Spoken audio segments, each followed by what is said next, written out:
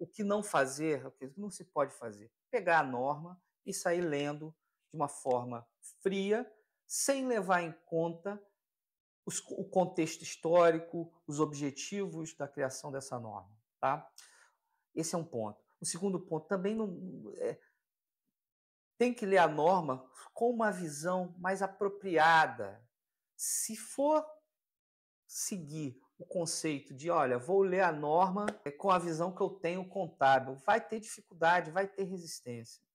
Acho que o primeiro ponto é, quebrem essa resistência. Vamos tentar quebrar essa resistência. Eu estou aqui para ajudar a vocês a quebrarem essa resistência sobre esse tema e sobre essa abordagem. Tá bom?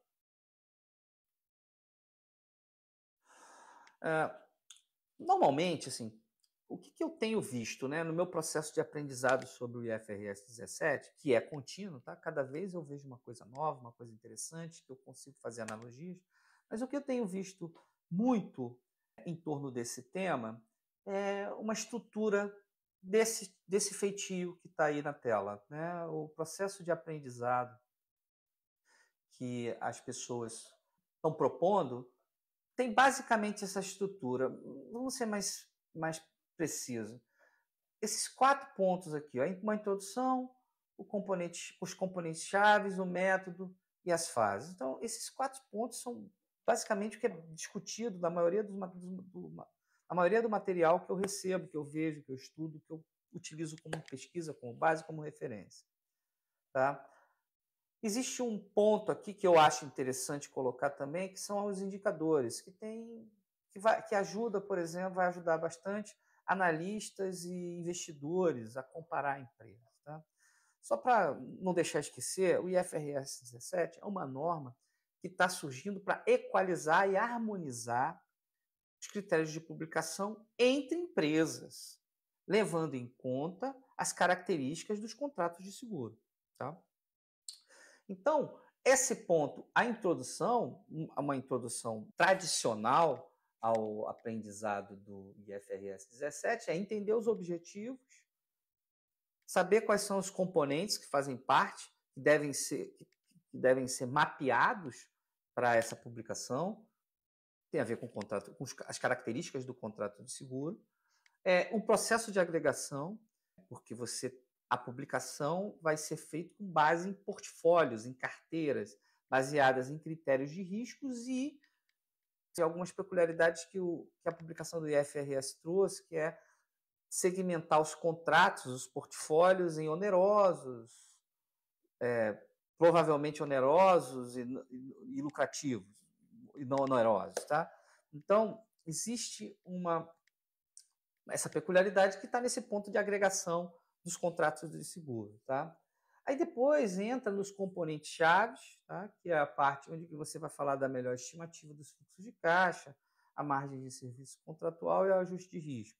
Esses dois últimos, métricas importantíssimas para entender esse conceito de regime contábil estocástico. Tá? Depois vem os métodos BBA, Building Block Approach, que é um método mais geral, e métodos específicos, PPA e VFA. E, por fim, as fases, que é para o reconhecimento dessas contas e a evolução desse reconhecimento ao longo do tempo. Tá?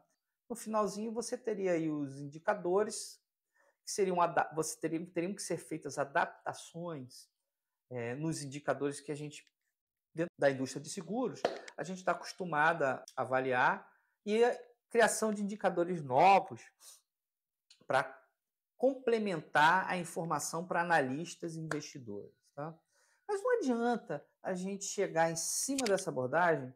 Eu acho que uma mudança aqui, outra acolá, a gente vai chegar numa abordagem próxima a essa, para os próximos, para a sequência dos episódios, mas não adianta a gente começar por essa abordagem, porque essa abordagem ela é muito direta, e se você não tiver uma preparação